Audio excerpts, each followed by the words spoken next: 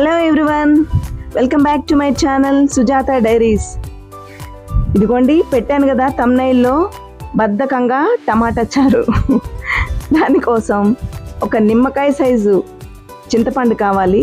దాన్ని నానబెట్టుకుందాం. నిండా నీళ్లు వచ్చే వరకు, మునిగే వరకు నానబెడదాం. ఒక 6 టమాటాలు బాగా పండినవి తీసుకుందాం. దీన్ని ముక్కలుగా కట్ చేయాలి. ఇదిగో ఇలా. ఆ తర్వాత దీంతో పాటు ఒక 2 మీడియం సైజు ఉల్లిపాయలు పెద్ద పెద్ద ముక్కలుగా కట్ చేసుకున్నాను. ఒక గుప్పెడు కొత్తిమీర, ఒక హాఫ్ వెల్లుల్లిపాయ, ఒక స్పూన్ జీలకర్ర, ఒక చిన్న చెక్క, అంగుళం ముక్క, తర్వాత లవంగాలు, ఒక 2 యాలుక్కాయలు కూడా ఉన్నవి అందులో. అంటే మనం టమాటా చారులో వేసే దినుసులన్నీ ఇప్పుడు మిక్సీలో వేసి గ్రైండ్ చేసుకుంటాం అన్నమాట. మనము టమాటా ఉడకబెట్టడం ఒకసారి, చింతపండు ఉడకబెట్టడం ఒకసారి, దాన్ని పిసకడం ఒకసారి, ఇదంతా కాదు మనది అంతా. నేను అసలే బద్ధకస్తురాలను కదా, అందుకని ఈజీగా అయిపోయే దారులన్నీ వెతుకుతానమాట. మీకు తెలుసా, ప్రపంచంలో గొప్ప గొప్ప విషయాలన్నీ కూడా బద్ధకస్తులే కనిపెట్టారంట నాలాగా. అందులో నా టమాటా చారు ఒకటి. చూడండి, ఇదిగో ఇలా గ్రైండ్ చేసేసుకోవాలి మొత్తం.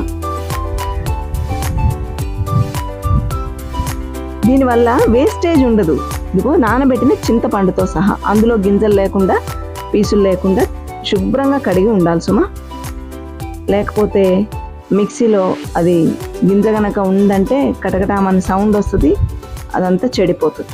కాబట్టి అస్సలు గింజలు లేకుండా చూడండి. ఇదిగోండి ఇలా మెత్తని పేస్ట్ అయిపోయింది. రుబ్బిన తర్వాత దీన్ని తాలింపులో వేసి ఉడికించుకోవడమే.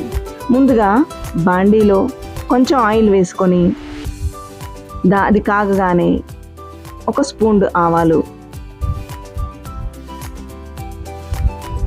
నేను జీలకర్ర పేస్ట్లోనే వేసేసాను అందుకని ఇప్పుడు వేయట్లేదు. ఒక 5-6 ఎండుమిర్చి, కాస్త కరివేపాకు వేసుకొని వేయించేయాలి. కాస్త వేగగానే ఈ మెత్తగా నూరుకున్న ఈ గ్రైండ్ చేసిన ఈ పేస్ట్ వేసేయాలన్నమాట. దీంట్లో కొంచెం పసుపు వేయడం మర్చిపోయాను తాలింపులో, ఇప్పుడు వేస్తున్నా. పసుపు లేకపోతే అసలు కలర్ బాగుండదు. దీంతో పాటే దానికి సరిపడినంత సాల్ట్ వేయాలి. రుచి మనం తర్వాత అయినా చూసుకోవచ్చు. ఈ టమాటా చారులో కండి ఉప్పు చాలా ఎక్కువ పడుతుంది, అంతే కదా.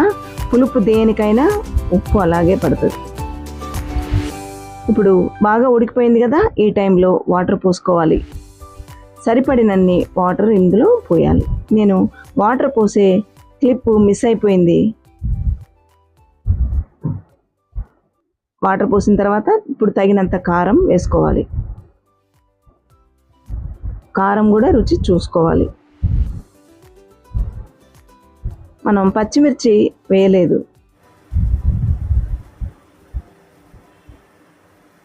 ఇందులో మసాలాలు అన్నీ నేరుగా నూరేస్తున్నాం కదా, దాన్ని తాలింపులో మాత్రం వేస్తే కొంచెమే దాని ఘాటు వస్తుంది, కానీ ఇట్లా నూరేయడం వల్ల చాలా ఘాటు ఉంటుంది అనమాట. అందుకని నేను పచ్చిమిర్చిని అవాయిడ్ చేశాను. ఇదిగోండి సర్వింగ్ బౌల్లోకి తీసుకున్నాక ఇలా ఉంది చారు. మా ఇంట్లో ఈ చారు అయితే అన్నంలో పోసుకొని తినరు, గ్లాసులో పోసుకొని తాగుతారు. నిజంగా ఎంత ఎక్కువ చారు చేసినా సాయంత్రానికి ఉండదు. మీరు కూడా ఇట్లా ట్రై చేయండి, బద్ధకంగా చాలా టేస్టీగా ఉంటుంది.